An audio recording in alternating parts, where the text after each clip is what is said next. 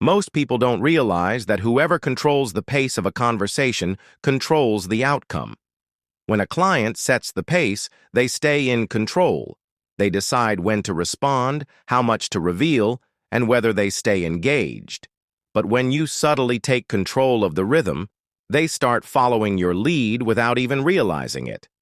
Today, I'll show you the exact techniques to control the flow of any conversation, so clients stay engaged, open up on your terms, and follow your direction naturally. The first step is matching their pace at the start. If you come in too fast or too eager, they will sense you're trying too hard and pull back. But if you start by mirroring their response speed and tone, they will feel like you're on the same wavelength. If they take a while to reply, don't rush them with instant replies. If they respond casually, don't overdo your messages. The more comfortable they feel at the start, the easier it is to take control later. The second step is slowing the conversation at key moments. When people are unsure or not fully invested, they give short, surface-level answers. Most people respond to this by talking more, filling the space, or pushing for a response. But the real power move is to do the opposite. Slow down. If you send a message and they give a weak reply, don't instantly respond. Let the silence sit.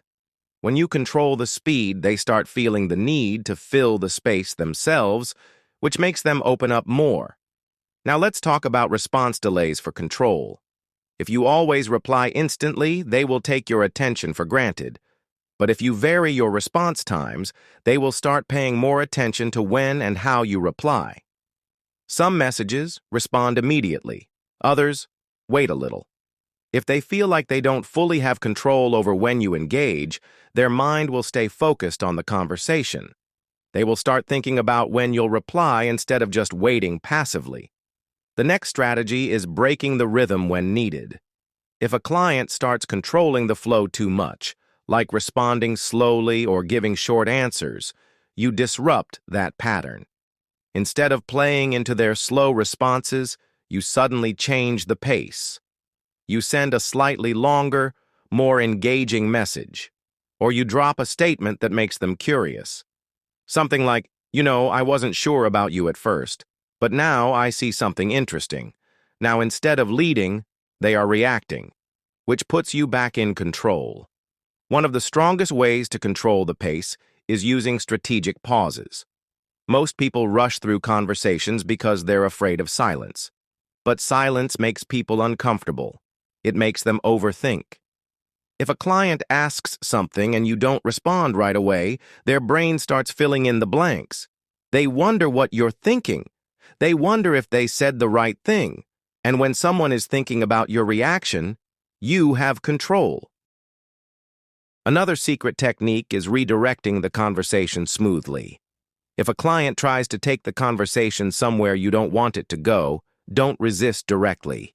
Just shift the topic naturally. If they ask something you don't want to answer, don't ignore it. Respond briefly, then introduce something new. If they say, "So what do you do for fun?"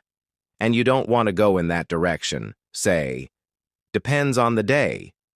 But actually, I was thinking about something." Do you ever notice how people trust some people instantly and not others? Now, instead of following their lead, you've made them follow yours.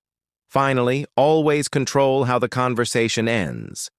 The last thing you say is what they will remember.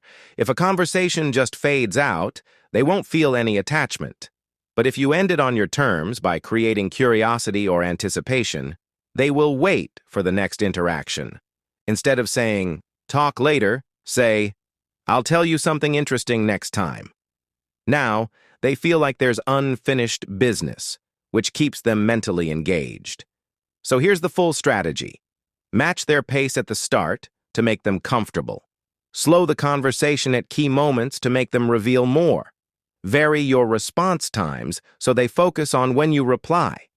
Break their rhythm if they start taking control. Use strategic pauses to make them overthink and stay engaged. Redirect the conversation smoothly instead of resisting. End in a way that leaves them waiting for more. Once you master this, you stop chasing conversations. Clients start chasing you instead. They follow your lead, they engage on your terms, and they stay hooked without knowing why. If you want more advanced persuasion and influence strategies, I break everything down inside my private group. If you're serious about mastering this, the link is in the description.